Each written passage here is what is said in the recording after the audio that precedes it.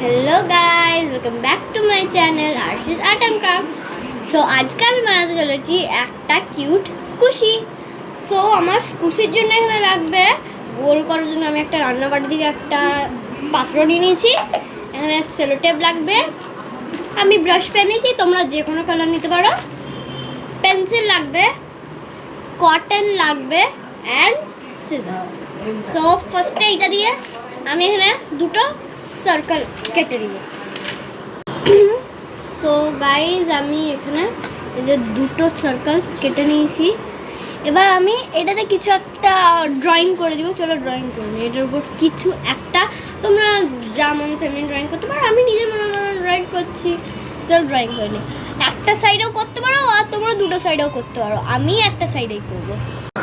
So guys এখানে আমি না একটা স্মাইলি ইমোজি ড্র করে নিচ্ছি। এবার এই ফুলটাতে আমি সেলো টেপ লাগিয়ে নিব। এবার সেলো টেপ লাগিয়ে আমি সাইডগুলোকে একটু একটু করে কেটে নিব।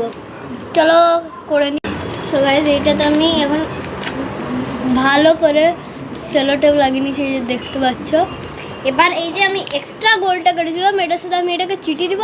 এইখানটা আমি চিটাবো না, কেন কি আমি এইখানটা দিয়ে কটনটা ঢুকাবো। চিটি নিয়ে চলো দুটো গায়ে। সো গাইজ আমি এখানে দুটো পেপারকে ভালো করে স্টিক করে নিয়েছি, এখানে ফাঁক রেখেছি।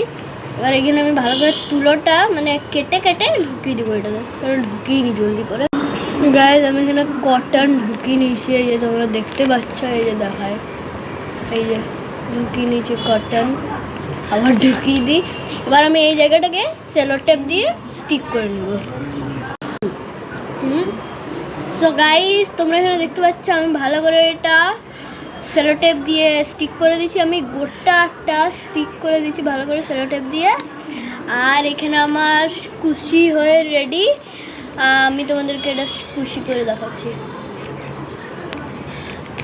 দেখতে পাচ্ছ। আর এটাতে আমি কিন্তু কালার ব্রাশ পেন্স দিয়ে করেছি, তোমরা যে কোনো কালার করতে পারো। আর পিছন দিকটা আমি ব্ল্যাঙ্ক রেখেছি, তোমরা কালার করতে পারো।